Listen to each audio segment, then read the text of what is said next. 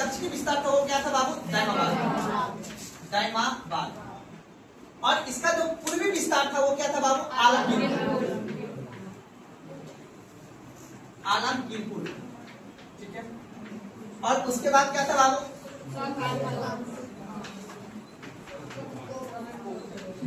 अब क्या समझ रहे हैं यहाँ पे? अब क्या है कि यहाँ पे उत्तर में याद रखिएगा, हड़प्पा सभ्यता का उत्तर का उतना विस्तार नहीं हुआ है। रीजन यह है कि हड़प्पा सभ्यता के उत्तर में पर्वतीय क्षेत्र है। अगर आप वर्तमान के सिचुएशन को अगर देखिएगा, उस समय की सिचुएशन में, भौगोलिक सिचुएशन को अगर आप देखिएगा तो आपको पता चले ध्यान से कि हड़प्पा सभ्यता का जो विस्तार हुआ है वो भारत के, याद रखिए, ये है पाकिस्तान का क्षेत्र और ये है अफगानिस्तान का क्षेत्र। तो पाकिस्तान और अफगानिस्तान के क्षेत्र में यहाँ पे एक पर्वत है, उसका नाम है हिंदू कुश पर्वत। नाम सुने आप लोग? हिंदू कुश पर्वत क्या है बाबू? कहाँ पे है बाबू? अफगानिस्तान में। एग्जाम में क्वेश्चन पूछा जाता है। कल मैंने इसका जिक्र 1% नहीं किया था, लेकिन आज इसको समझना बहुत जरूरी है। क्वेश्चन पूछता है कि निम्नलिखित में से हड़प्पा का कौन सा शहर, क्वेश्चन ध्यान सुनिएगा, निम्नलिखित में से हड़प्पा का कौन सा शहर, 4 ऑप्शन में देगा, उसमें से पूछेगा निम्नलिखित में से हड़प्पा का कौन सा शहर है जो हिंदू कुश पर्वत के उत्तर में है। तो पहले अगर आप ये जान लीजिए कि हिंदू कुश पर्वत है कहाँ, तो आप इसका उत्तर और दक्षिण कर दीजिएगा। अफगानिस्तान के क्षेत्र में एक पर्वत है जिसका नाम क्या है बाबू? हिंदू कुश। वही पर्वत जब भारत में आता है तो उसको हम जानते हैं नाम बृहद हिमालय से। किसका नाम जानते हैं बाबू? बृहद हिमालय से। अब यही पर्वत आपको पता है पर्वत बहुत बड़ा विस्तार है, ठीक है ना। और आपको याद ही है 1.5 करोड़ वर्ष पूर्व, कब बाबू? 1.5 करोड़ वर्ष पूर्व जो है वलित पर्वत का निर्माण हुआ है, जिससे क्या बना है? हिमालय बना हुआ है। और आपको पता है भारत का सबसे प्राचीनतम पर्वत कौन सा है बाबू? आरावली। और हिमालय कौन सा पर्वत है? वलित, अर्थात नवीन पर्वत। कौन सा है? नवीन पर्वत। अब ये पर्वत का जो निर्माण हुआ है बाबू, ये पर्वत मेरा भारत में भी है, अफगानिस्तान में भी है, पाकिस्तान में भी है, और यहाँ पे जो आप जानते हैं देश है जिसका नाम है नेपाल, नेपाल में भी।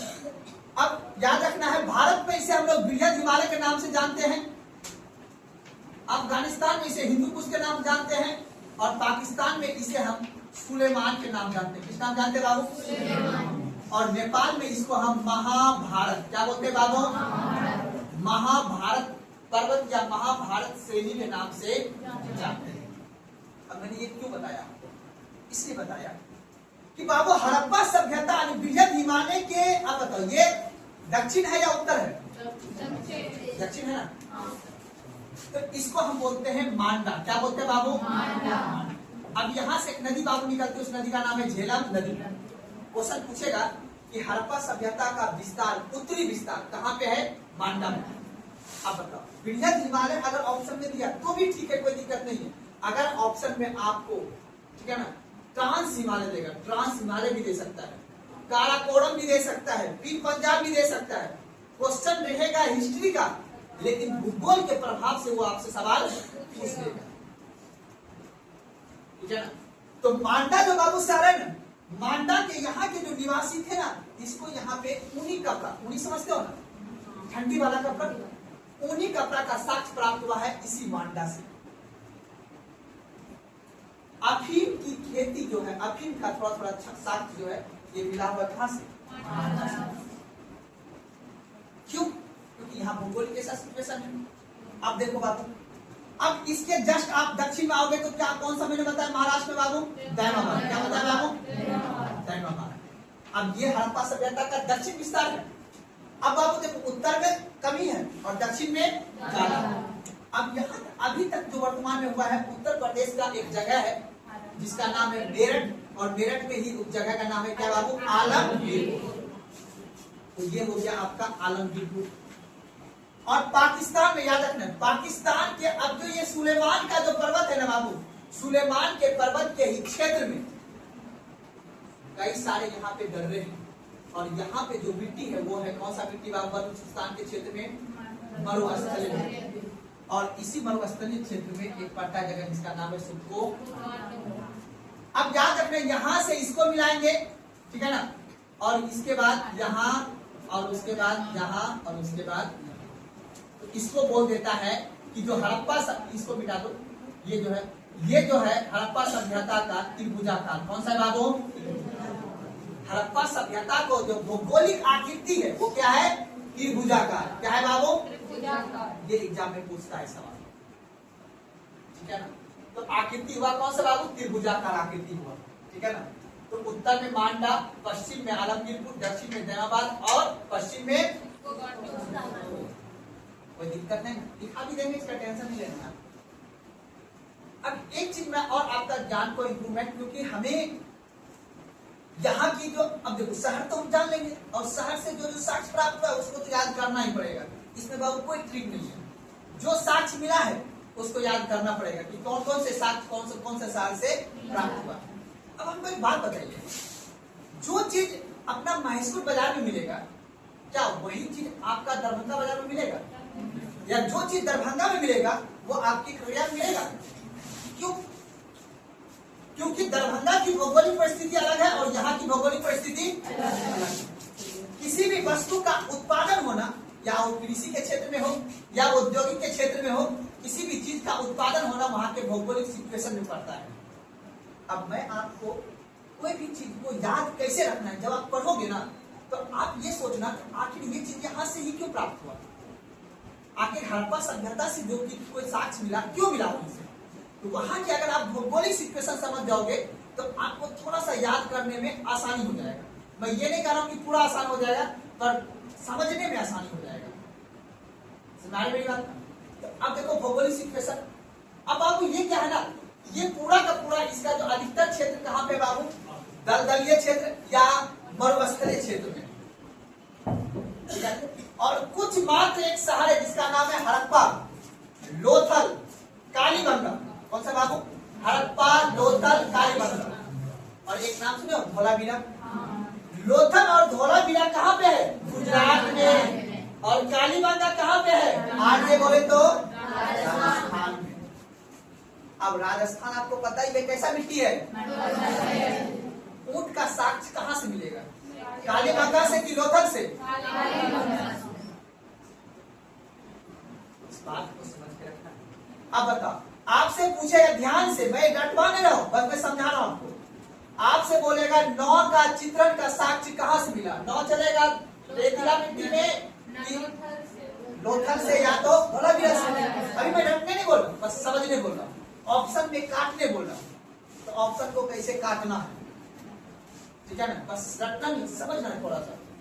तो अब हमको ये बताओ, गुजरात आपको पता है बंदर मतलब समुद्र से लगा हुआ राज्य है, तो ऑप्शन बात है आज भी गुजरात से व्यापारी हो रहे बाबू, पता है ना। गुजराती सब व्यापारी बनता है, गुजराती में कोई ग्रुप डी का फॉर्म नहीं भरता है। क्यों? क्यों? वहां पे बंदरगाह है, समुद्र के किनारे।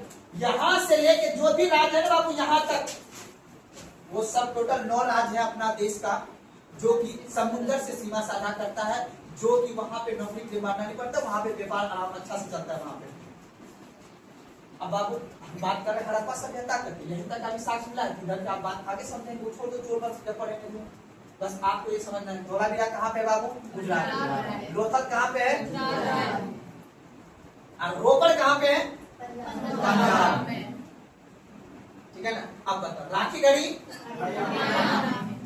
अच्छा पहले तो पंजाब ही था ना, पहले पंजाब ही था, बाद में हरियाणा बना है। कब बना? 1963 लगभग इसी के आसपास में, ठीक है ना। तो अब देखिए समझिएगा, अब बाकी सब शहर कहाँ पे बाबू? पाकिस्तान। कोई दिक्कत? भौगोलिक सिचुएशन को अगर बाबू देखो, एक मैं और भी बात बता देता हूँ, कोई भी चीज आप रटने का प्रयास नहीं कीजिएगा। थोड़ा सा यहाँ पे क्रमबद्ध तरीका पढ़ाने में मैं थोड़ा कंजूसी कर दिया हूँ, लेकिन याद रखिएगा, पहले अगर आप ज्योग्राफी आपका स्ट्रॉन्ग है ना और हिस्ट्री स्ट्रॉन्ग है तो आपका पॉलिटी स्ट्रॉन्ग हो जाएगा, ऑटोमेटिक आपका इकोनॉमिक्स स्ट्रॉन्ग हो जाएगा। अगर आप मेहनत कीजिएगा तब। जिस तरह का भौगोलिक सिचुएशन था बाबू, ठीक उसी प्रकार से अपना देश में आक्रमण हुआ है। समुद्र के रास्ते से आक्रमण नहीं हुआ बाबू, अंग्रेज आक्रमण किया। जब अपने यहाँ पुर्तगाल आया ना तो ये समुद्र की तरफ से आक्रमण हुआ है, लेकिन सारा आक्रमण कहां से हुआ बाबू? उत्तर और पश्चिम दिशा से।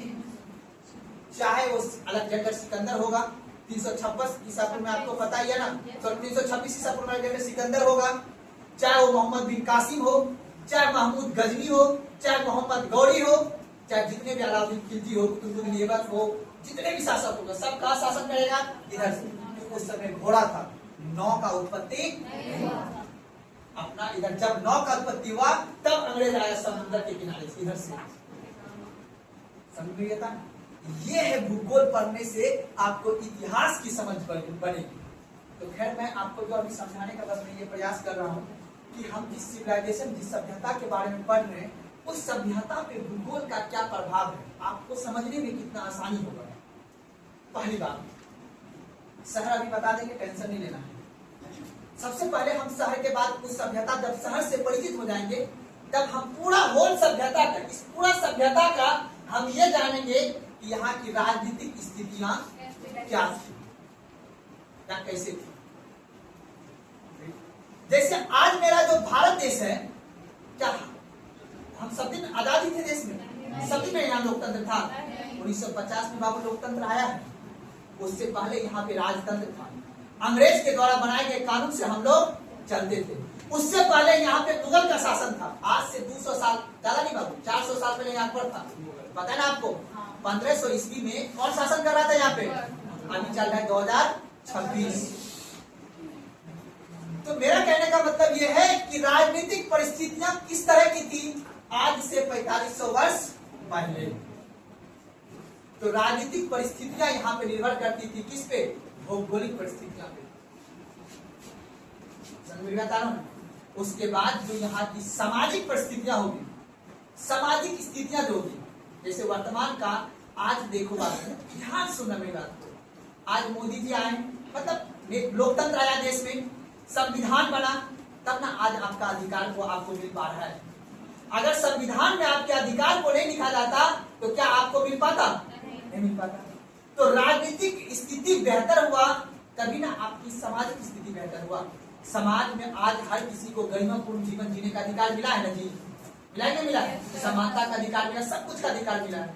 तो राजनीतिक स्थिति बेहतर हुआ तब सामाजिक स्थिति क्या हुआ? बेहतर हुआ। एक पक्ष और का, आर्थिक स्थिति जब बेहतर होगा ना तो भी सामाजिक स्थिति क्या होता है? बेहतर होता है। अगर आर्थिक स्थिति बेहतर नहीं होगा तो उस समाज का सामाजिक स्थिति बेहतर नहीं होता है। जैसे आतंकवाद, उग्रवाद जैसे घटना अपने देश में होने लगी। अब चलते हैं आज से पहले, ये वर्तमान की सिचुएशन है, लेकिन अभी का नहीं समझना है। हमें समझना है आज से 4500 वर्ष पहले की बात। उस सभ्यता का नाम है हड़प्पा सभ्यता। कि हड़प्पा सभ्यता की राजनीतिक और सामाजिक और आर्थिक और धार्मिक स्थिति कैसी थी। ये है भौगोलिक सिचुएशन। ठीक है, पहले शहर लिख लेते हैं, उसके बाद देखिए। तो मैंने कल कितने साल के बारे में बताया था? 9 साल। हड़प्पा और मोहन। झेलम नदी किनारे सब एक नाम लिखा हुआ। आज कोई नहीं मिस्टेक हो गया होगा, मेरे से ही हो गया होगा, देखने में एक बार हो सकता है मिस्टेक हो गया, कोई दिक्कत नहीं। हाँ, तो पहले ही समझ लो आप। पहले मैंने कल कितना साल पढ़ा बाबू? 2 साल। मोहनजोदड़ो और हड़प्पा किस नदी किनारे हैं? रावी नदी। मोहनजोदड़ो किस नदी किनारे हैं? सिंधु नदी। मोहनजोदड़ो की खुदाई किसने किया था? राखादास, याद है ना? और दयाराम साहनी किसने खुदाई किया था? अब बताओ, रावी नदी के दाएं तट पे है हड़प्पा या बाएं तट पे है? बाएं तट पे। और मोहनजोदड़ो सिंधु नदी के दाएं तट पे। ये सवाल अभी भी पूछता है, इसलिए दाएं बाएं को याद रखना। बाकी रावी और क्या कहते हैं, सिंधु याद रखना पड़ेगा। कोई दिक्कत है ना? तुम्हें कल आई थी।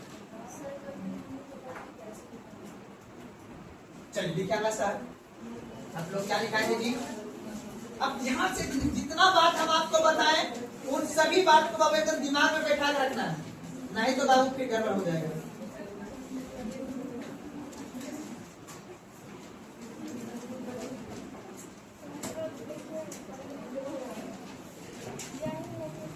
लिखिए चहुद्रो या चहुद्रो।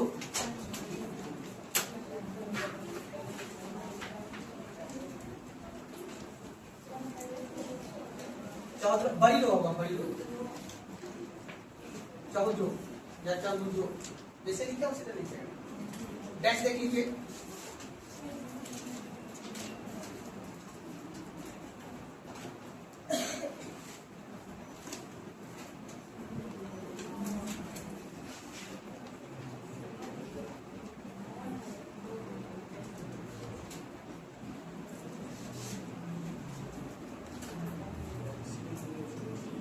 अब देखो ध्यान समझ। अच्छा एक बात बताओ, लोकेशन में चौधरो कहाँ लिखा है? पाकिस्तान में या भारत में? पाकिस्तान। पाकिस्तान में किस नदी के आसपास? अर्थात मरुस्थलीय क्षेत्र में। कौन सा क्षेत्र में बाबू? अब दिमाग लगाओ, यहाँ पे क्या हो सकता है?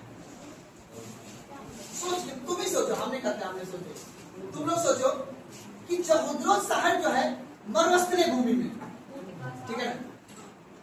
तो यहाँ पे एक चीज और बताना, जब नदी समुद्र में गिरने वाला होता है ना तो मुहाना बनाता है। क्या बनाता है? मुहाना बनाता है। जो ज्योग्राफी पढ़े होंगे तो उसको पता होगा। और मुहाना वाला मिट्टी बहुत ही अत्यधिक उपजाऊ होता है। क्या होता है? उपजाऊ होता है ना। तो उपजाऊ जब मिट्टी होता है तो इस बात को याद रख लेना है, उस क्षेत्र में लगभग फसल ठीक ठाक हो। अगर बेहतर पानी मिल रहा है ठीक है ना, क्या बात बोले? तो लिख लीजिए सबसे पहले, लिखिएगा यह मोहनजोदड़ो से, यह मोहनजोदड़ो से, यह मोहनजोदड़ो से, यह मोहनजोदड़ो से 80 किलोमीटर दूर, यह मोहनजोदड़ो से 80 किलोमीटर दूर दक्षिण में स्थित है।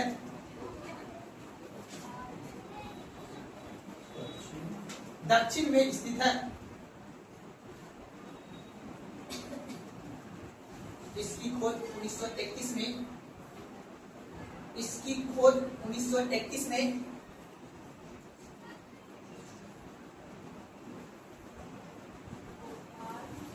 एन.जी. शॉर्ट में लीजिएगा, एन.जी. मजूमदार, एन.जी. मजूमदार ने की थी।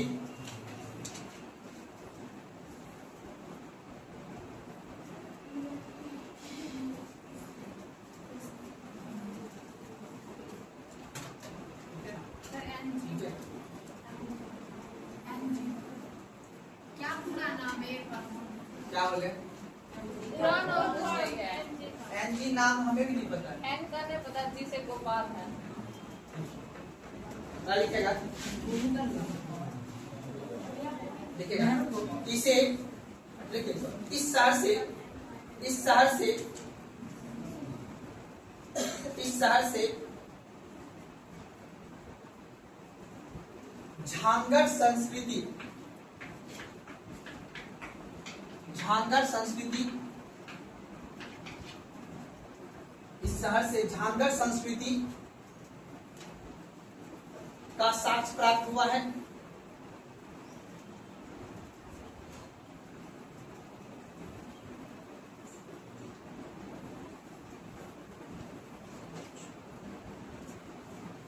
समझ क्या देखिए जी, कुछ चीज खुद से भी गूगल कर लेना है, ठीक है ना? सारी बात को खुद में नहीं आ जाएगा। चलिए आइए अब समझते हैं।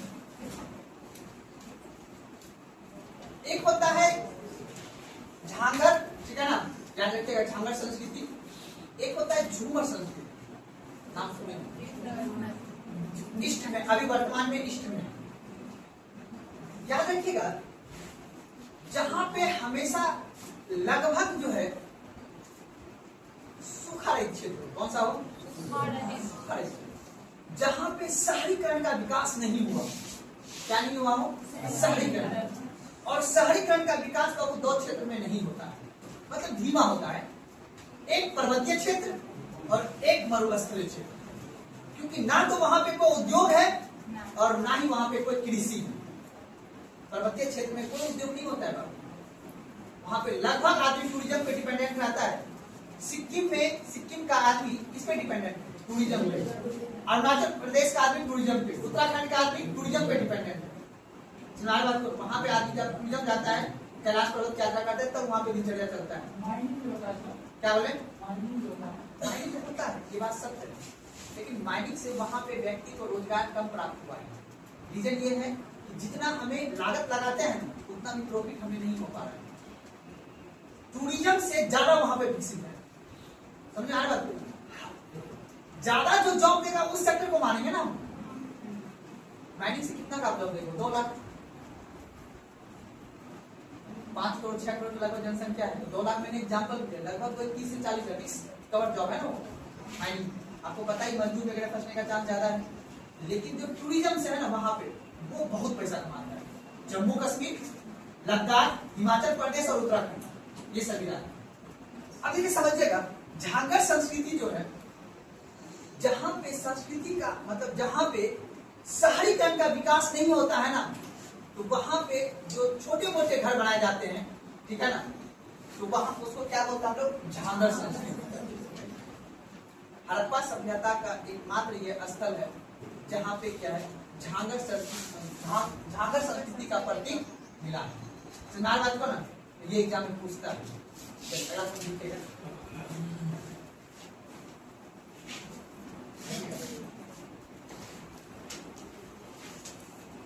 इस शहर में शहरीकरण का अभाव था।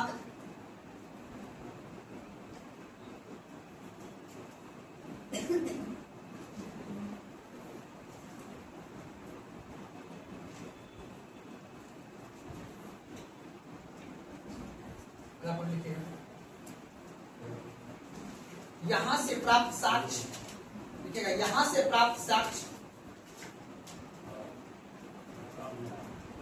यहां से प्राप्त साक्ष्य गुड़िया निर्माण का कारखाना, गुड़िया जो बनाने वाला होता है ना, गुड़िया निर्माण की कारखाना, यहां से प्राप्त साक्ष्य गुड़िया निर्माण की कारखाना, गुड़िया निर्माण की कारखाना,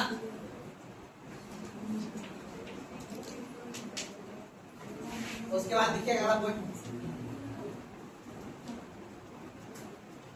देखिए ना, उसके बाद देखिएगा, बिल्ली का पीछा करते हुए कुत्ते का पद चिन्ह, ये भी पूछता एग्जाम में। बिल्ली का पीछा करते हुए, बिल्ली का पीछा करते हुए कुत्ते का पद चिन्ह,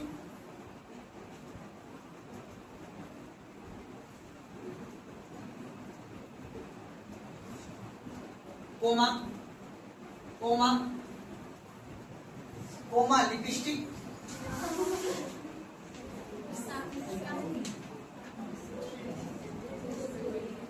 लिपस्टिक,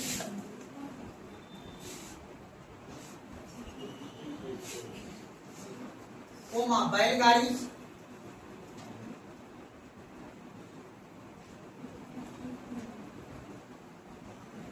एवं हाथी का खिलौना, एवं हाथी का खिलौना,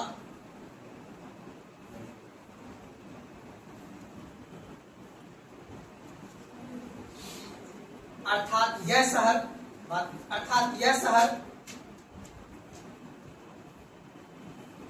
हड़प्पा सभ्यता का, अर्थात यह शहर हड़प्पा सभ्यता का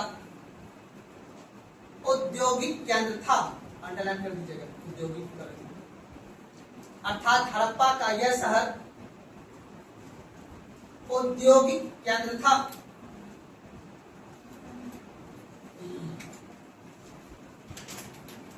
अर्थात हड़प्पा का यह शहर औद्योगिक केंद्र था।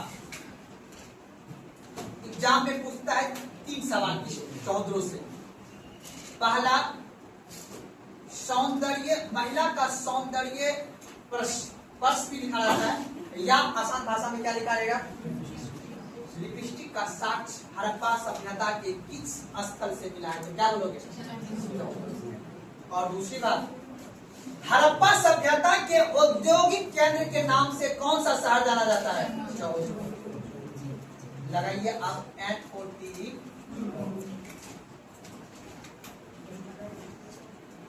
लिखेगा इस शहर से दुर्ग, इस शहर से दुर्ग, दुर्ग मतलब समझते हो ना, किला जिसको बोलते हैं, इस शहर से दुर्ग का साक्ष्य प्राप्त नहीं हुआ है, इस शहर से दुर्ग का साक्ष्य प्राप्त नहीं हुआ है।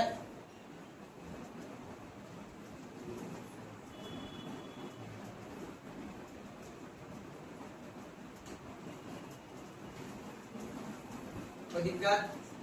अगर लिखे अली मुराद, अगर लिखे शहर अली मुराद, नया शहर है ये अली मुराद,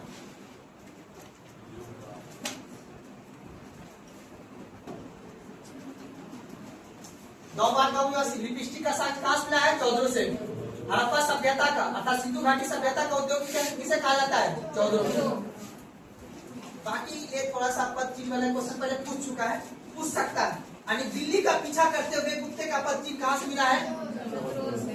अर्थात उस समय में भी जो है बिल्ली को भोजन कौन ग्रहण करता था? कुत्ता। कौन आगे होता है जी, पीछा नहीं करता है कुत्ता, और बिल्ली किसका पीछा करता है? चूहा का।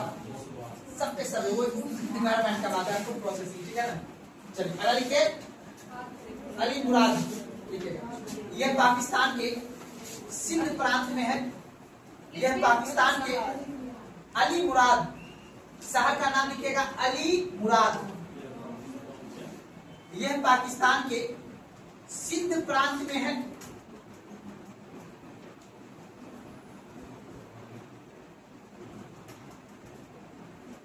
यहां से कुएं का साक्ष्य प्राप्त हुआ है, यहां से कुएं का साक्ष्य प्राप्त हुआ है।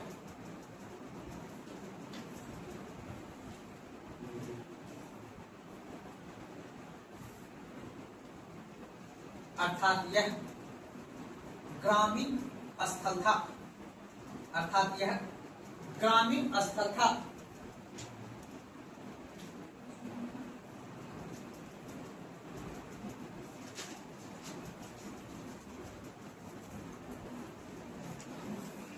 अच्छा एक बात बताओ, हम लोग के भी क्षेत्र में कुआं है, कब का कुआं है?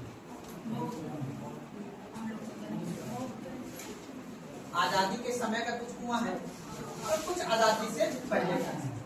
भारत सरकार के द्वारा जब हर जगह पानी, जैसे अपना लोग के क्षेत्र में तो आजादी से पहले का कुआं है, लेकिन जब जाओगे तुम जमुई, मतलब जमुई जिला, मुंगेर जिला, ठीक है ना, आप चल जाओगे बांका, वहां कौन सा क्षेत्र है? सूखा क्षेत्र है।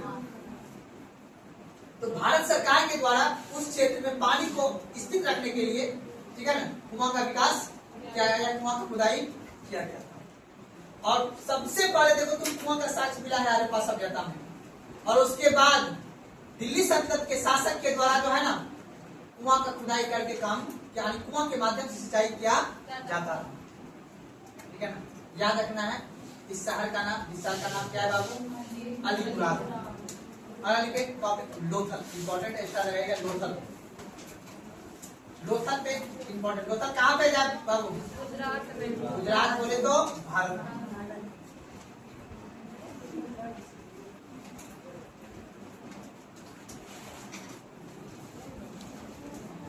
डैश देखिए लोथल, एक्स्ट्रा लगा दो यहाँ से क्वेश्चन 100%। 500 का शहर है जहां से क्वेश्चन पूछता ही पूछता है। लगाइए लोथल, लिखिए यह अहमदाबाद, यह अहमदाबाद में, यह अहमदाबाद में, अहमदाबाद कहाँ पे? राजस्थान में जी। यह अहमदाबाद में भोगवा नदी,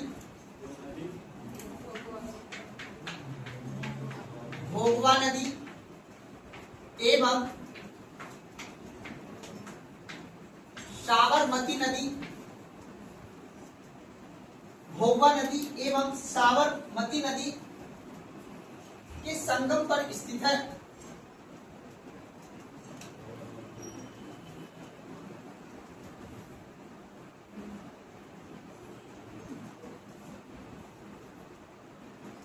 इसकी खोज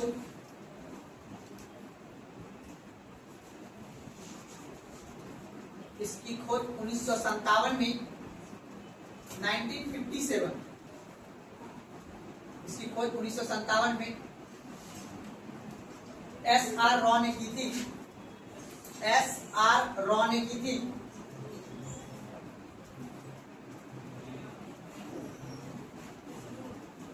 अर्थात इस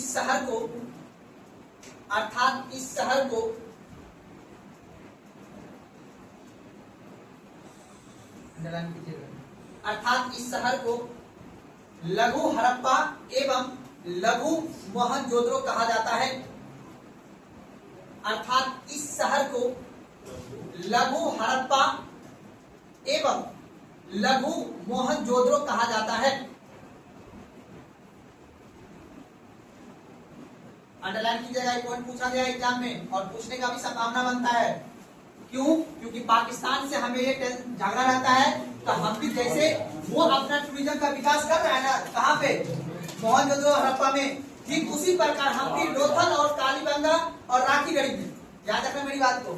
अब आधा अंतर में एक तरफ क्या होगा बाबू, पाकिस्तान में सिंधु घाटी सभ्यता का लगभग 4 साल पर प्रसिद्ध है बाबू, जहां से कि पाकिस्तान को क्या आ रहा है, रेवेन्यू टैक्स आ रहा है। कैसे? इकोनॉमिक्स में डॉलर आ रहा है। कैसे?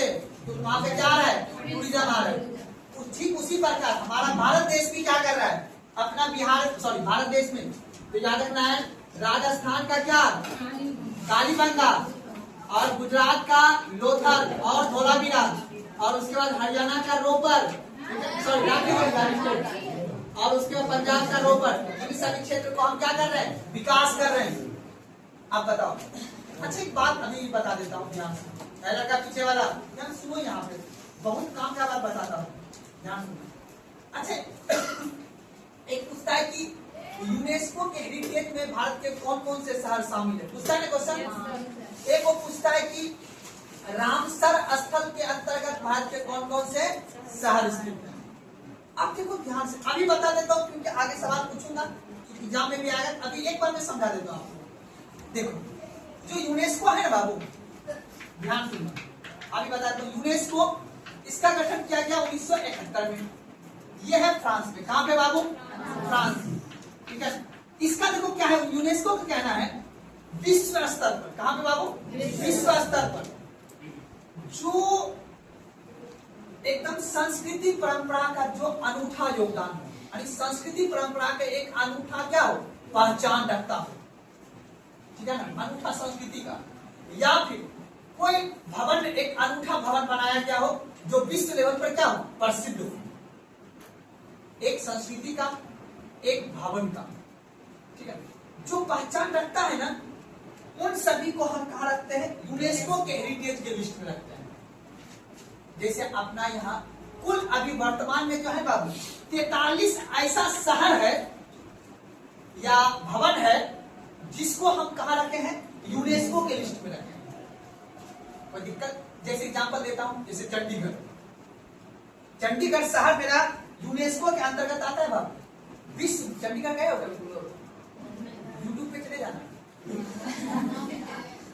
बहुत मस्त शहर है। देखो बता देता हूँ, देखो जिंदगी में जैसे जॉब लगेगा ना, सबसे पहला यात्रा करना है कहाँ का, देश की राजधानी का। देश का राजधानी बाबू सब कुछ सिखाता है यहाँ पे अमीर भी होता है, गरीब भी होता है। 5 कदम पे संसद भवन है जहाँ से पूरा देश कंट्रोल होता है, 5 कदम पे राष्ट्रपति भवन है, वहां से मोटिवेशन लेना है। और उसके बाद दिल्ली से 200 किलोमीटर की दूरी पे है उत्तराखंड, 200 किलोमीटर की दूरी पे है कुल्लू मनाली, दिल्ली से। उत्तराखंड में जैसे नैनीताल, नाम सुने हो ना, देहरादून नाम सुने हो ना, कुल्लू मनाली, सब काम करता है उधर ही। उसके बाद चल जाना है कहाँ, जम्मू कश्मीर, उसके बाद चल जाना है पानीपत, उसके बाद चल जाना है जयपुर, उसके बाद चल जाना है जैसलमेर, नहीं उसके बाद देखो चल जाना है का आगरा, नाम सुना हो ना, उसके बाद मथुरा, उसके बाद चंडीगढ़, ये सब दिल्ली के बगल में। ये सब शहर आजादी के बाद इसको विकसित किया गया है। अब देखो अगर सुनो, अगर वाइफ मिली पूजा पाठ वाली तो सीधे लेके चलना है उत्तराखंड, देहरादून, जहाँ कैलाश पर्वत। अगर वाइफ मिली घुमकदार वाली सीधे चंडीगढ़। ठीक है ना, डिपेंड करता है तुम्हें कैसा। अब बोले इसको बोलेगा नहीं हमको पानी देखना है, कुछ नहीं करना है, सीधे यहाँ से इधर चल जाना है। समुद्र जिसको देखना है यहाँ, जिसको पहाड़ पर्वत देखना है, तो ये है आपका प्लानिंग बता रहा हूँ। बिफोर जॉब नहीं, आफ्टर जॉब। जॉब के बाद ही आपका ये सपना साकार होगा, जब आपका सैलरी कम से कम 70,000 प्लस होगा तब। क्योंकि बाबू पैसा खर्चा होता है, बहुत महंगा है। अंडमान निकोबार जाके तब तुम लोग घूमे जाओगे ना, बहुत पैसा खर्च होता है, बहुत किराया है। 70,000 मैप पे घुमा दिया। मैप पर नहीं, अच्छा ब्यूटीफुल जगह है ये सब अंडमान निकोबार में, ठीक है ना। तो इसीलिए जो है हम भी दक्षिण भारत में घूमे, सिर्फ जितना मैंने उत्तर भारत बताया ना, ये सभी क्षेत्र हमारा। हम किसी कॉलेज में थे, हम पढ़ते नहीं थे, हम क्या करते बैग टांगते थे, घर से पहुंच जाते थे हरिद्वार। आपके पास ध्यान से समझना आगे। अब यूनेस्को के अंतर्गत ध्यान से समझिएगा, यूनेस्को के अंतर्गत भारत के वो शहर भी है, और उसके बाद जो है जो संस्कृति का अनूठा है, जैसे कि मैंने आपको बताया अभी चंडीगढ़ हो गया, आपका अजंता का गुफा हो गया, ठीक है ना। और उसके बाद ध्यान सुनना, और उसके बाद जो हम लोग का ताजमहल हो गया, कोणार्क मंदिर हो गया, ये सभी किसके अंतर्गत आता है बाबू? यूनेस्को का। इसके अंतर्गत हमारे देश की संस्कृति भी आता है, और हमारे देश का जो पर्यावरण प्रोटेक्ट करता है, जैसे कंचनजंगा नाम सुने हो, संस्कृति का अनूठा इंजाम। कंचनजंगा कहाँ पे है? सिक्किम है, जहाँ पे है जेमू ग्लेशियर। क्या है बाबू? जहाँ से निकलता है तीस्ता नदी। कौन सी नदी? बड़ा मस्त जगह है, ठीक है, टेंशन नहीं लेना। अगर वाइफ मिले आर्मी वाला, सीधे उधर जाना है, समझ लो ना, बस जगह सिक्किम। आपको खैर छोड़ दो, तो याद रखना कुल शहर कितने बाबू? 43। अब उसके बाद एक कौन है बाबू? रामसर स्थल। रामसर स्थल, इसका गठन किया गया बाबू लगभग 1970 के आसपास, सॉरी 72 नहीं, 1972 या ऐसे 70, 71, 72 इस देख लेना है। ये है बाबू क्या है? रामसर स्थल है। इसके अंतर्गत सिर्फ पर्यावरण का संरक्षण, किसका होगा? पर्यावरण का संरक्षण, यानी वैसा क्षेत्र जो पानी से क्या घिरा हुआ, यानी आर्द्र भूमि, वेटलैंड।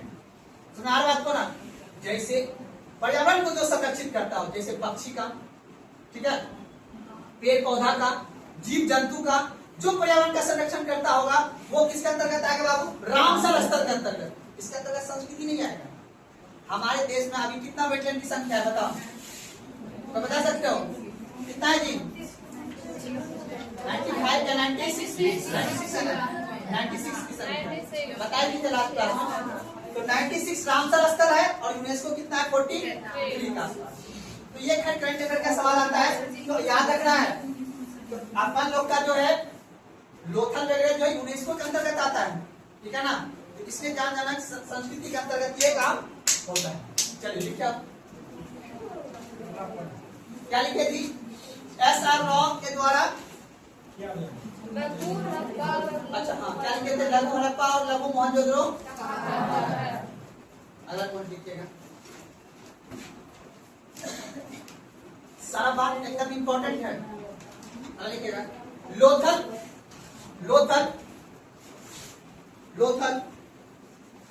हड़प्पा सभ्यता का, लोथल हड़प्पा सभ्यता का एकमात्र ऐसा शहर था, लोथल हड़प्पा सभ्यता का एकमात्र ऐसा स्थल था,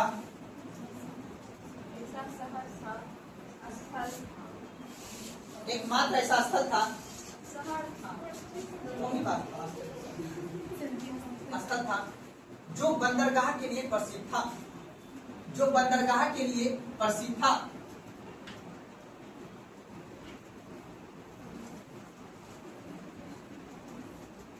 तथा यहाँ से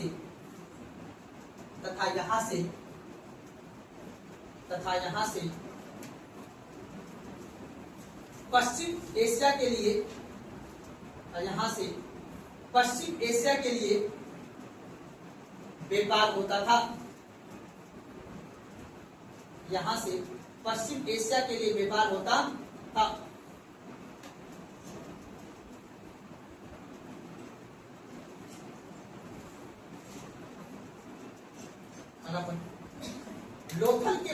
भाग से, लोथल के पूर्वी भाग से, लोथल के पूर्वी भाग से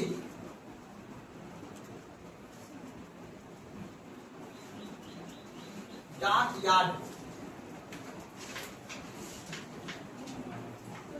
डाक यार्ड,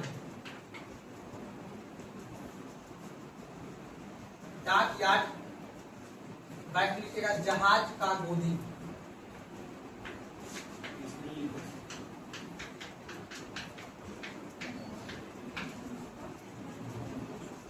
डाक यार्ड सब जैसे ट्रेन का यार्ड होता है ना, ट्रेन यार्ड में रहता है ना, ठीक उसी प्रकार जहाँ पे जहाज वगैरह को रखा जाता है ना, तो हड़प्पा सभ्यता के अंतर्गत जो लोथल शहर है वहां पे डाक यार्ड का भी साक्ष्य मिला है। एग्जाम में पूछता है डाक यार्ड मतलब जहाज रखने वाला जगह, उसको बोलते हैं डाक यार्ड। एग्जाम में पूछता है कि सिंधु घाटी सभ्यता या हड़प्पा सभ्यता का कौन सा शहर है जहाँ से डाक यार्ड का साक्ष्य मिला है? क्यों मिला है? क्योंकि भौगोलिक सिचुएशन समुद्र के बगल में है। कौन सी बात है? व्यापार कहाँ से होगा? लोथल से। क्यों? समुद्र के बगल में है। कहाँ व्यापार होता था? पश्चिम एशिया। अगला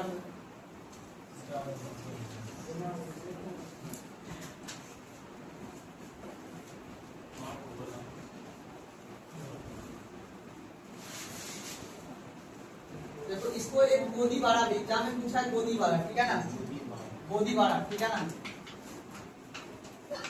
क्वेश्चन पूछा है हड़प्पा सभ्यता का सबसे बड़ा गोदीबाड़ा साक्ष्य कहाँ से प्राप्त हुआ है? गोदीबाड़ा, ठीक है ना, गोदीबाड़ा, ठीक है ना, याद रख लेना है। ब्रैकेट में गोदीबाड़ा लिख दीजिएगा।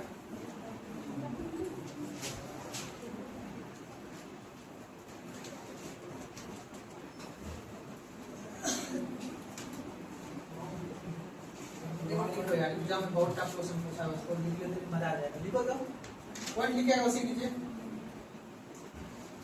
हड़प्पा सभ्यता की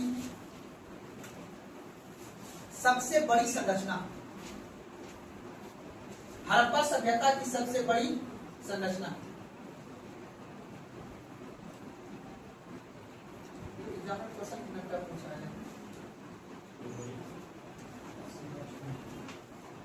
हड़प्पा का अन्नगार, अन्नगार, ठीक है। उसके बाद आपको ऐसे कर देना है, ऐसे करके। इसके बाद मोहनजोदड़ो का, मोहनजोदड़ो का अन्नगार, मोहनजोदड़ो का अन्नगार। उसके बाद लिखेगा, मोहनजोदड़ो का अन्नगार। उसके बाद उसी लिखेगा प्लस देके मोहनजोदड़ो का स्नानागार। उसको संरचना, हाँ ऐसे संरचना में ही हड़प्पा सभ्यता का अन्नगार, उसके बाद था मोहनजोदड़ो का अन्नगार, उसके बाद था फिर प्लस क्या था? स्नानागार। उसके बाद है लोथल का गोदीबाड़ा। सबसे बड़ा यानी उस शहर में सबसे बड़ा चीज क्या था? पूरा सिंधु घाटी सभ्यता में संरचना में हड़प्पा सभ्यता का अन्नगार बड़ा था। उसके बाद कौन था? मोहनजोदड़ो का अन्नगार। उसके बाद वहां का स्नानागार। जो प्रसिद्ध नहीं होता है किसी चीज के लिए प्रसिद्ध होना, तो वो शहर उस चीज के लिए प्रसिद्ध था। तो गोदीबाड़ा के लिए कौन प्रसिद्ध था? लोथल। उसके बाद लिखेगा लोथल का गोदीबाड़ा, यहाँ लिखेगा लोथल का गोदीबाड़ा।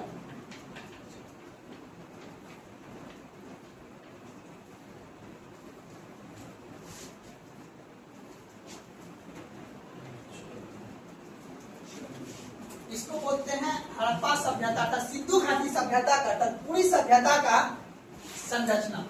मतलब किसके लिए कौन सी प्रसिद्ध है? जैसे पूछेगा अन्नगार जो है, पूरा सिंधु घाटी सभ्यता में अन्नगार किस लिए प्रसिद्ध है? हड़प्पा सभ्यता के लिए, ठीक है, यानी हड़प्पा शहर के लिए। और कहाँ का था अन्नगार प्रसिद्ध? मोहनजोदड़ो। और स्नानागार अगर पूछेगा, स्नानागार मतलब धार्मिक जगह पर, धार्मिक जगह पर पूजा करने से पहले क्या करना पड़ता था? नहाना पड़ता था। क्यों? क्योंकि मोहनजोदड़ो किसके किनारे है? मरुस्थल क्षेत्र में, वहां पे पानी का दबाव होना चाहिए। लेकिन हड़प्पा सभ्यता में स्नानागार क्यों नहीं? क्योंकि ये नदी के किनारे है, और नदी किनारे मतलब यहाँ पे मिट्टी ठीक ठाक है, यहाँ पे हर जगह पानी था, और मोहनजोदड़ो में हर जगह पानी नहीं था। इसलिए यहाँ पे क्या बनाना पड़ा था, आसनागार, मतलब नहाने के लिए।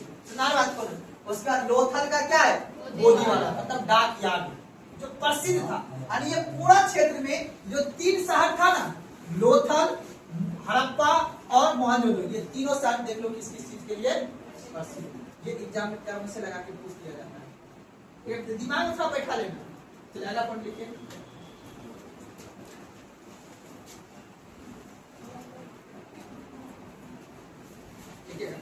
लोथल से प्राप्त साक्ष्य, लोथल से प्राप्त साक्ष्य, लोथल से प्राप्त साक्ष्य, डैश लिख लीजिए इसमें।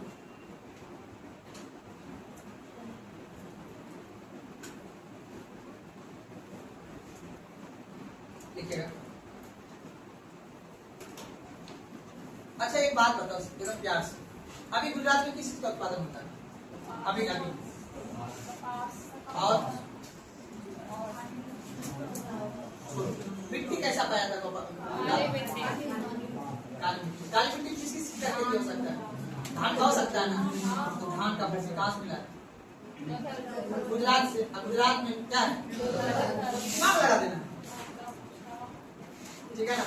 आप बताओ गेहूं कहाँ मिला, हड़प्पा की लोथल से, क्यों, क्योंकि वहां पे शीतोष्ण कटिबंध है ना। ये वाला डायग्राम याद है ना, ये वाला डायग्राम ऐसे बना देंगे तो ऐसा डायग्राम बना देंगे तो अब ये कौन सा कटिबंध, कटिबंध, और ये वाला इधर मिलेगा जो, और क्या मिलेगा, और यहाँ मिलेगा धान हो गया, चावल का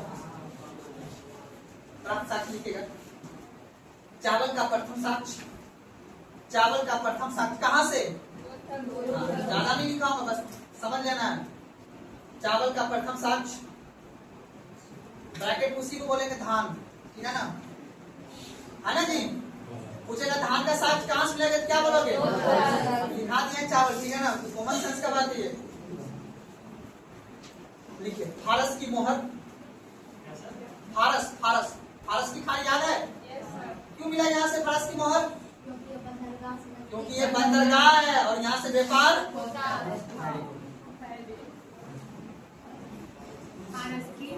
फारस की मोहर उसका एग्जाम में, अब बताओ। अच्छा यहाँ पे 9 था ना, अब अगर पूछेगा दिशा सूचक यंत्र कहाँ से पाया गया, कौन सी बात है ना, दिशा सूचक यंत्र समझ गए ना, जहाँ पे 9 होगा उसी में पता लगेगा हमको जाना किधर है। तो इसलिए क्या करता था, दिशा सूचक यंत्र, मतलब दिशा पता करता था हमको किस दिशा में, दिशा सूचक यंत्र।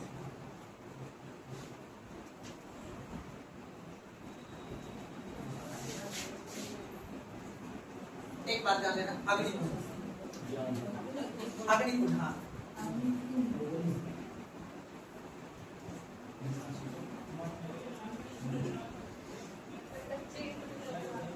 लिख लीजिएगा। उसके बाद लिखिएगा हाथी का दांत का स्केल, इंची होता है ना, हाथी का दांत का स्केल पता है ना, गिर नेशनल पार्क कहाँ पे है,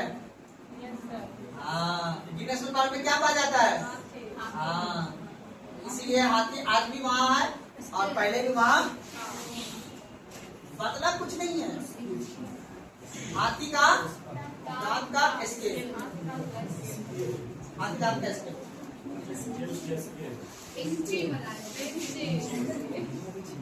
लिखिए ना, अगला पॉइंट लिखिएगा, अग्निकुंड लिख लिया था ना,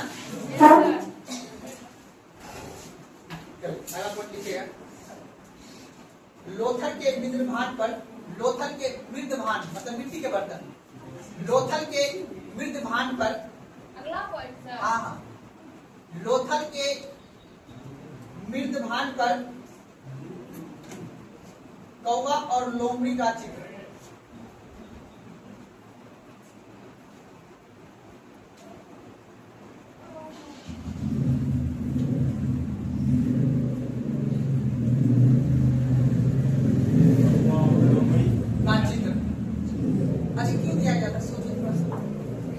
वहां के मिट्टी के बर्तन पर कौवा और लोमड़ी का चित्र क्यों बनाया जाता था,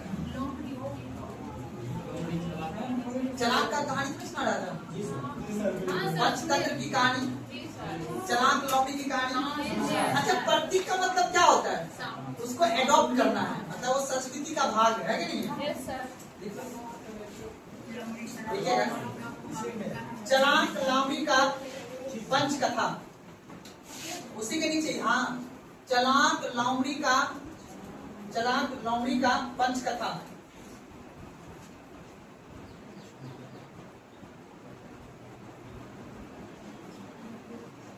आप बताओ, लोथा से क्या होता था? व्यापार। क्या होता था? मालिक कहाँ रहेगा? जहाँ पैसा रहेगा ज्यादा। अब पैसा कहाँ रहेगा ज्यादा? जहाँ व्यापार होगा। तो मालिक जब मरता था ना, उसके खुशी में बकरी को दफनाया जाता था, उसके साथ में क्या किया जाता था? तो मालिक के साथ बकरी का दफनाने का साक्ष्य कहाँ से प्राप्त हुआ है? हाँ? वो दूसरे जगह कहाँ लिखा है? लिखिए, अलग लिखिएगा, मालिक के साथ बकरी दफनाने का साक्ष्य।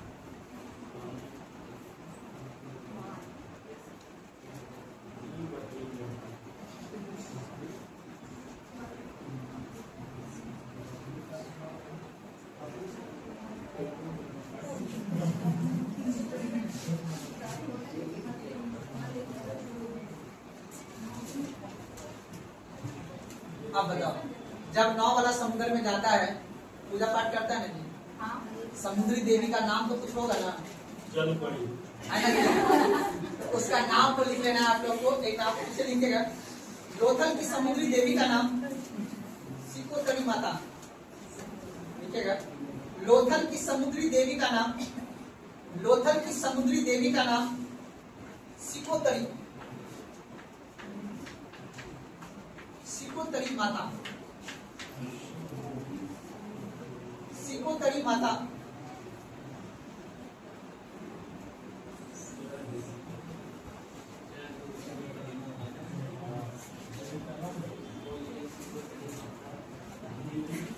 चलो, आप इतना साक्ष्य लिखा दिए, लेकिन पूछेगा चार। एक डाक यार्ड, गोदीबाड़ा, फारस का मोहर और धान का भूसी। एक चार का सवाल पूछता है, कहां से? लोथल से। और अगर ये हुआ बच्चा वाला एग्जाम, जैसे सीडीएस का, एनडीए का, ठीक है ना, एग्जाम दोगे या बीपीएससी वगैरह में, तो वहां से बाबू पूछ सकता है आपसे कि बंदरगाह के लिए हड़प्पा सभ्यता का, सिंधु घाटी सभ्यता का कौन सा शहर बंदरगाह के लिए प्रसिद्ध है? कौन सा है बाबू? अब बाकी ये सवाल पूछ के थक गया, किस नदी के किनारे है, कौन खुदाई किया है, और कहाँ, कौन सा राज्य में है या कौन सा देश में है, ये तो जानना ही जानना। संदीप कोमल, क्या नाम है तुम्हारे? सरनारे क्या पढ़ रहे हैं? अपन लोग क्या पढ़ रहे हैं? संस्कृत। क्या पढ़ रहे हैं? संस्कृत। हमारे क्लास में 2 ही 3 स्टूडेंट कमजोर है, बाकी सब अलग के कालीबंगा, अलग के कालीबंगा, कालीबंगा। हाँ, टॉपिक के कालीबंगा। कालीबंगा कहाँ पे बाबू? अब बता, धूप साथ निकाला कहाँ होता है? धूप साथ निकाला कहाँ होगा? राजस्थान में धीरे क्षेत्र में होता है। तो याद रखना है, कालीबंगा। कालीबंगा कहाँ होगा बाबू? राजस्थान।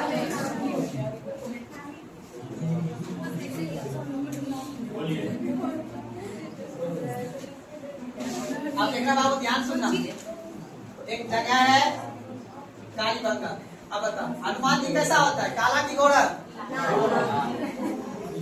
ओरिजिनल वाला हनुमान जी, ये बनावटी वाले नहीं। ओरिजिनल वाले श्रीलंका में थे, काला होता है ना। श्रीलंका को जलाने के तो उसका काला हो गया। तो हनुमानगढ़ कौन सा, राजस्थान के किस जिला में बाबू? हनुमानगढ़ जिला में क्या है? कालीबंगा। याद रखोगे ना? इतना स्मार्ट भगवान चढ़ा दिया।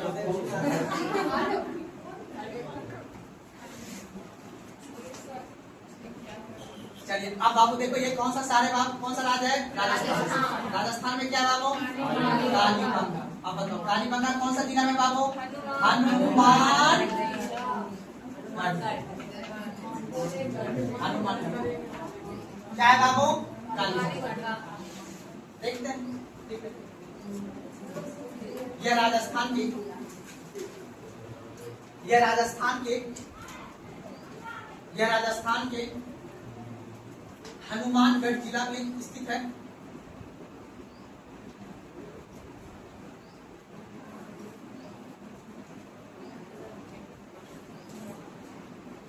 हनुमानगढ़ जिला में स्थित है।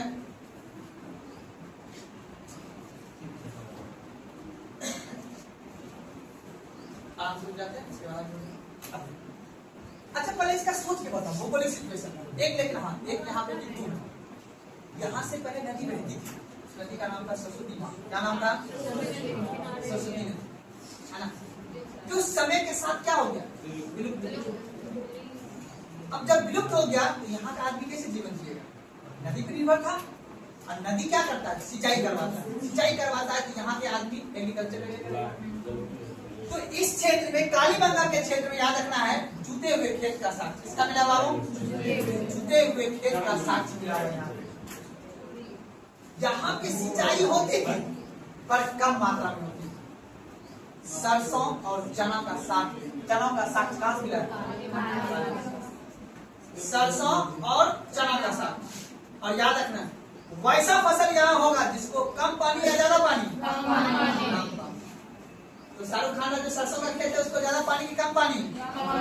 इससे कब होगा वो? ठंडी। कब होता है वो? याद रखना है यहाँ पे। तो याद रखना है सरस्वती नदी के किनारे राजस्थान के कौन से जिला में बाबू?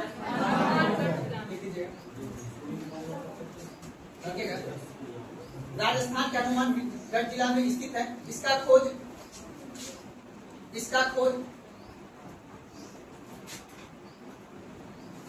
1935 में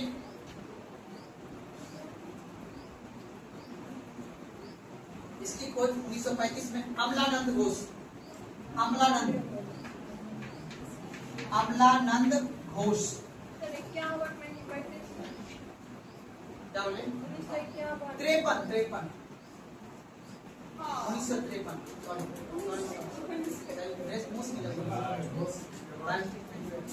1935 में इसकी खोज 1953 में इसकी खोज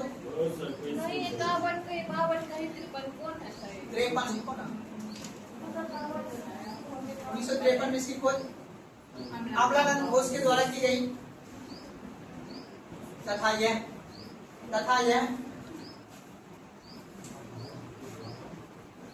सरस्वती नदी के बाएं तट पर स्थित है। सरस्वती नदी के बाएं तट पर स्थित है।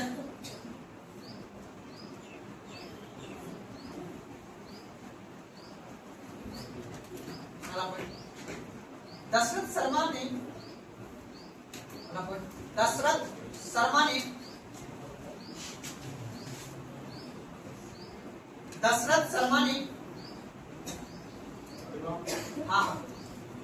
शर्मा ने इस शहर को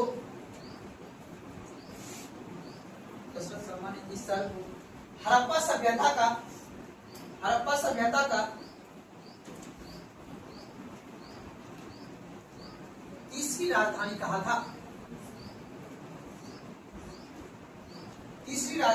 था।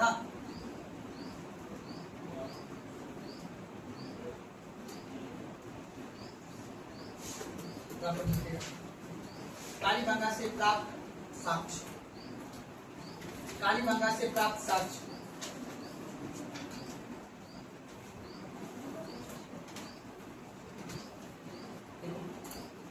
जूते हुए खेत का साक्ष्य जूते हुए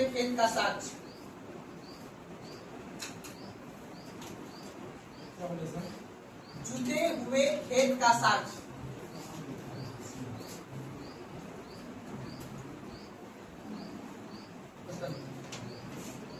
चना एवं सरसों का साक्ष्य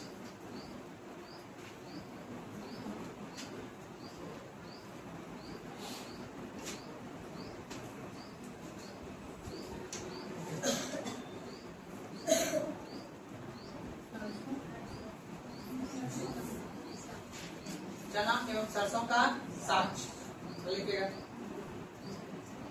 बेलनाकार मोहर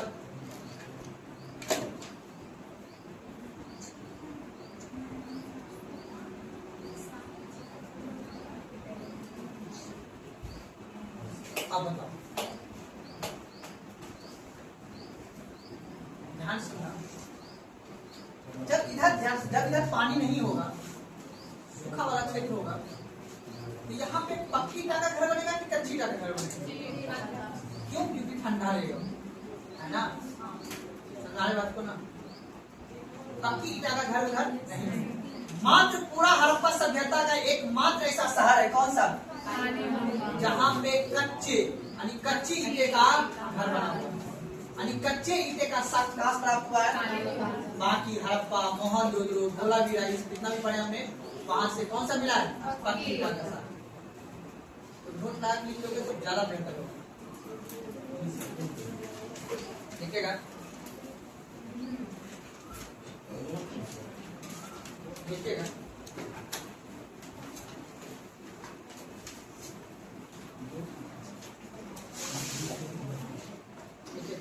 हड़प्पा और मोहनजोदड़ो के विपरीत, हड़प्पा एवं मोहनजोदड़ो के विपरीत, हड़प्पा एवं मोहनजोदड़ो के विपरीत कालीबंगा के घर, हड़प्पा एवं मोहनजोदड़ो के विपरीत कालीबंगा के घर कच्ची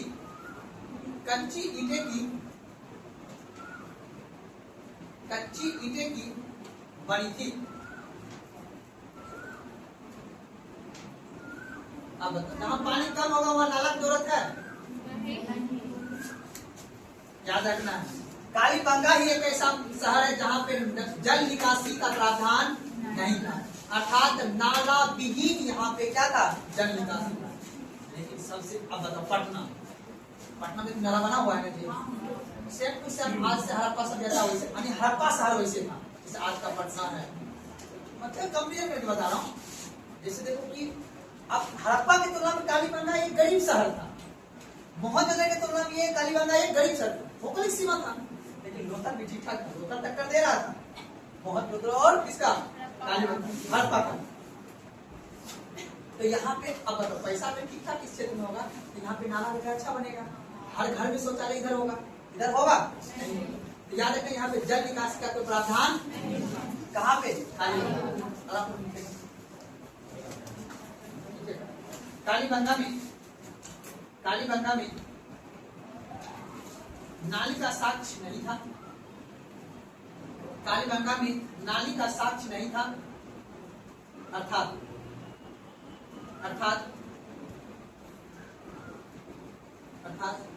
स्पष्ट जल निकासी का प्रणाली नहीं था, अर्थात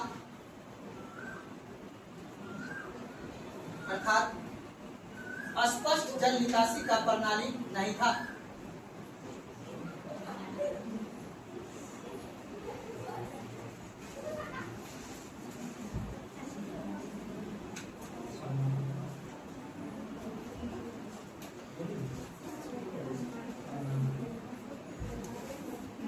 यहाँ पे क्या मिलेगा बाबू? तो पहले बता दिया, ऊँट की हड्डी कहाँ से मिलेगा? ऊँट की हड्डी कहाँ से मिलेगा? चौधरों से भी मिलेगा ना, चौधर पता है ना, रेगिस्तान में, और यहाँ भी रेगिस्तान, अर्थात यहाँ भी मरुस्थलीय क्षेत्र। लिखिएगा ऊँट की हड्डी, हाँ इसी में प्राप्त साक्ष्य में ऊँट की हड्डी, हाँ ऊँट और ऊँट की हड्डी कहाँ से मिली है? मोहनजोदड़ो से, चौधरों से भी, जो इस क्षेत्र में, इस क्षेत्र में हड़प्पा से नहीं मिला, बस इतना से दिमाग बैठा रहता है। ऊँट की हड्डी लीजिएगा, उसके बाद लिखिएगा, हवन कुंड,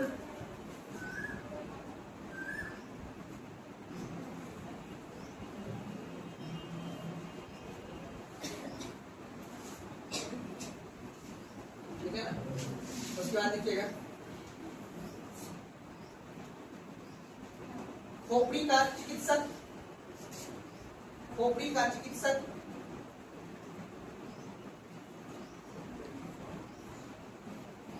नोट लगाइए, एनओटी नोट। यहाँ से मृत देवी का कोई साक्ष्य नहीं मिला है, नोट लगाएगा। खोपड़ी का चिकित्सक, उसका नोट लगाना, एनओटी नोट लिखेगा। यहाँ से मृत देवी का कोई साक्ष्य नहीं मिला है। कहाँ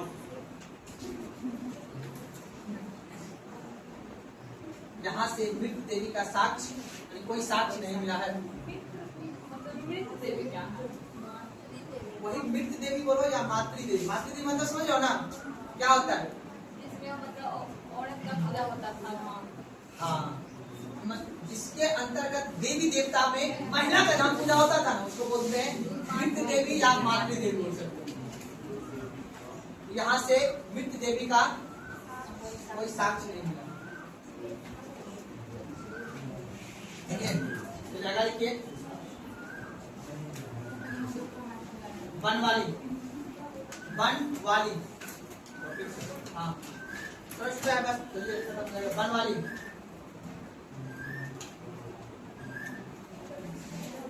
लिखिएगा, हरियाणा में स्थित है।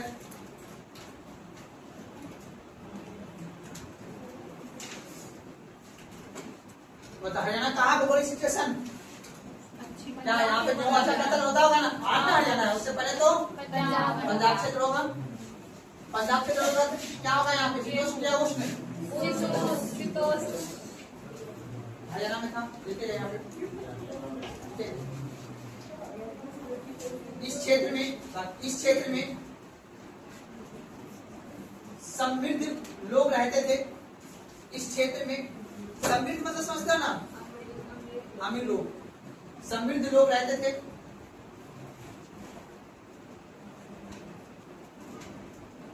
तथा यहाँ पर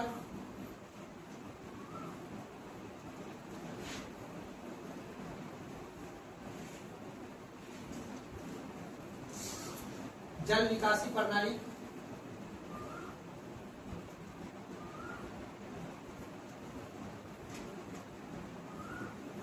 का अभाव था।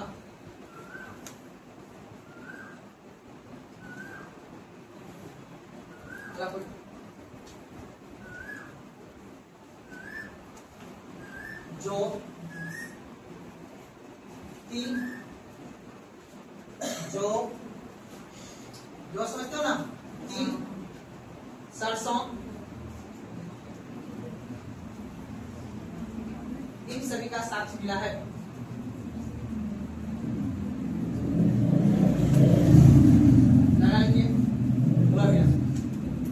सॉरी राखी गढ़ी लिखिएगा, राखी गढ़ी।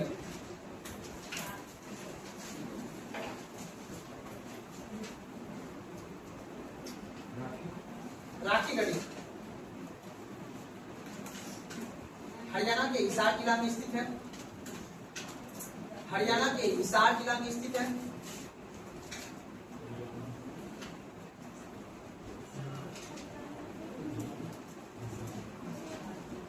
राखी गढ़ी हरियाणा के हिसार जिला में स्थित है।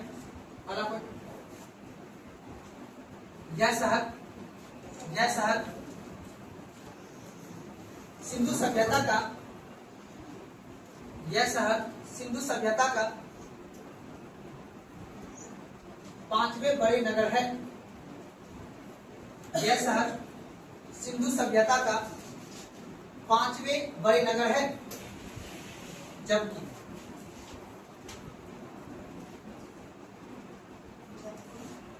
जबकि भारत में सबसे बड़ा हड़प्पाकालीन नगर है। जबकि भारत में सबसे बड़ा हड़प्पाकालीन नगर है। एक्स्ट्रा लगा दीजिएगा इस पॉइंट पर।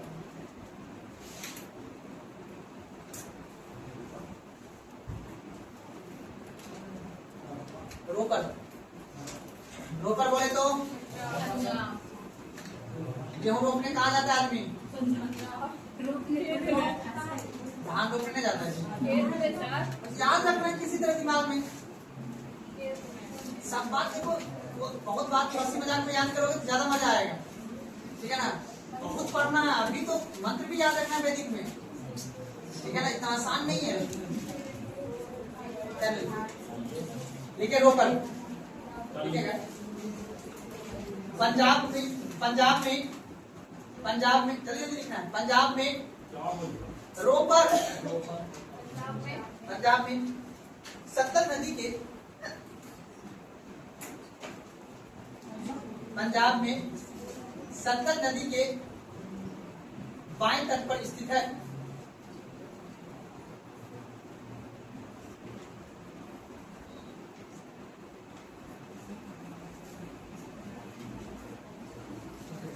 स्वतंत्रता के बाद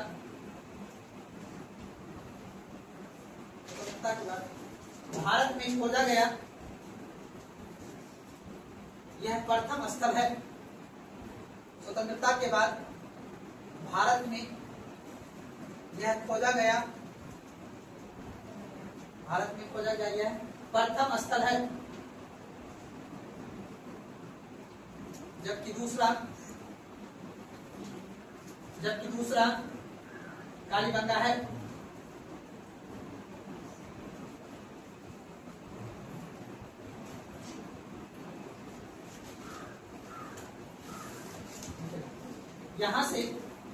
यहां से मानव के साथ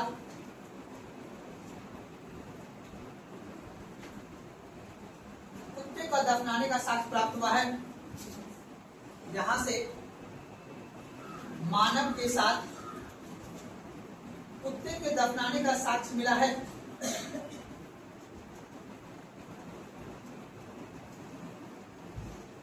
के धोला भी रहा।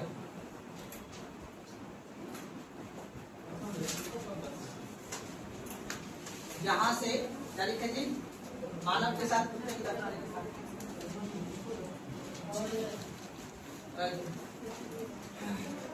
धोला भी रहा।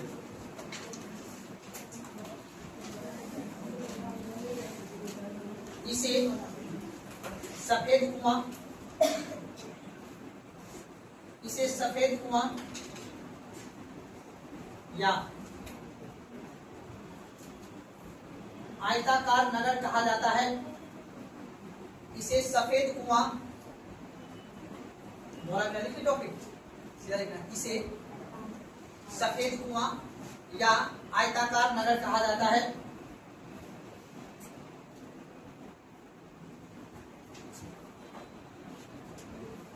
यहां से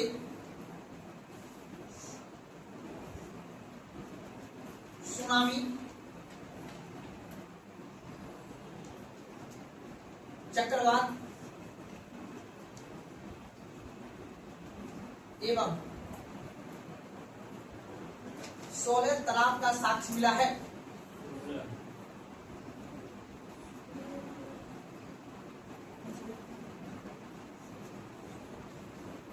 अच्छा, तालाब क्या होता है जी?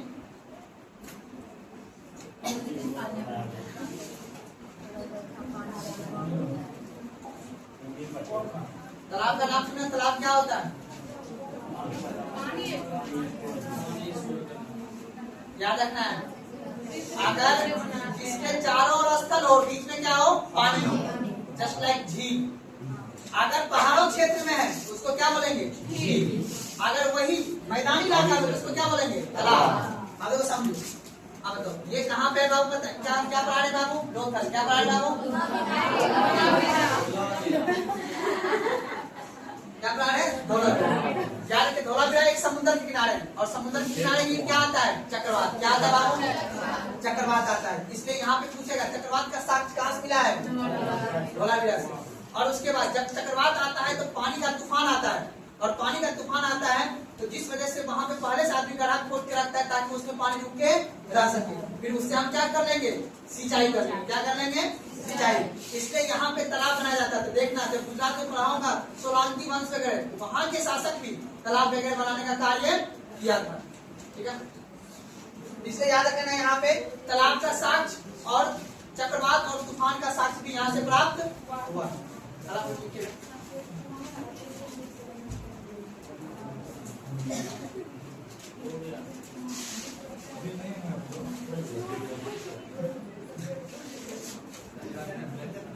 सफेद कुआं क्यों कहते हैं?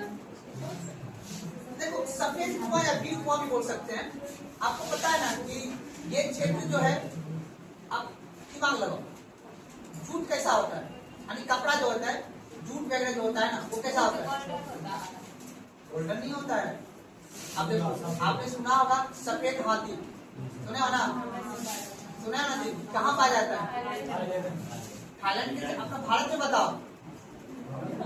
गिर नेशनल पार्क कहाँ पे? गिर नेशनल पार्क। और गिर नेशनल पार्क के क्षेत्र में इधर ही है, ठीक है। इसलिए इस क्षेत्र को यहाँ पे सफेद बोला जाता है। और दूसरी बात सफेद होने का रीजन ये भी है कि यहाँ पे मरुस्थलीय भूमि है, मतलब दलदली मिट्टी है यहाँ पे, पता है ना आपको? पक्षकारण नहीं है यहाँ पे जी, दलदली मिट्टी है, इसलिए यहाँ पे सफेद का चित्र भी बोला जाता है। समतल का क्षेत्र है ना, इसलिए। चलिए अगला पॉइंट लिखिएगा, लिखिएगा। हाँ नहीं, इसी यहाँ से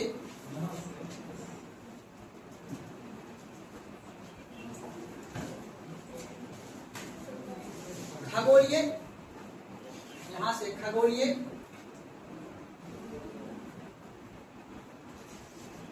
सारा प्राप्त हुआ था। खगोलीय सारा प्राप्त हुआ था, जहाँ पे कि ये रिसर्च किया जाए कि हमें नए चीज का किस निर्माण। खगोलीय साला, ये इंपॉर्टेंट एक्स्ट्रा लगाना है इस पे, तो पूछा गया सवाल है।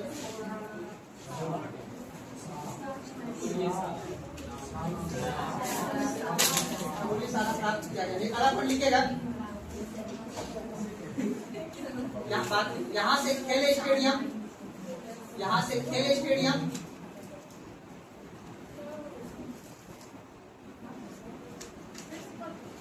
यहाँ से खेल स्टेडियम,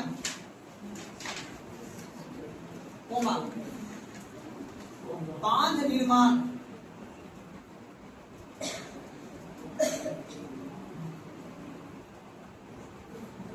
ब्रैकेट में कृत्रिम जलाशय,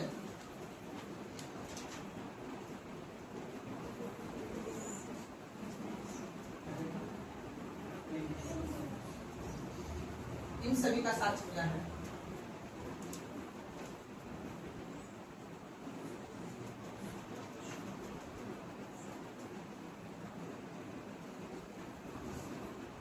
अलग पढ़ लिखे मांडा, अलग लिखेगा मांडा, पॉइंट नहीं मतलब टॉपिक मांडा, ठीक है। चेनाब नदी के दाएं तट पर स्थित है।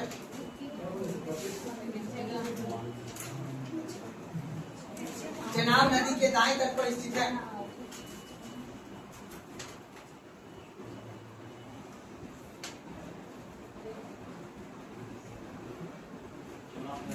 दाएं तट पर स्थित है, ब्रैकेट में जे के। अगले के आलमगीरपुर, अगले के आलमगीरपुर हो गया सर। हाँ बस अगला क्या बोले? आलमगीरपुर। ये हिंडन नदी के बाएं तट पर स्थित है। ये हिंडन नदी के बाएं तट पर स्थित है। ये हिंडन नदी के बाएं तट पर स्थित है।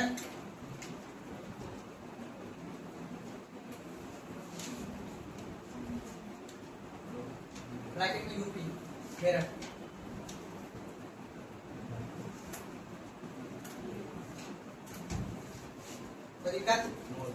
टॉपिक लिखिए हड़प्पा सभ्यता के नगर नियोजन।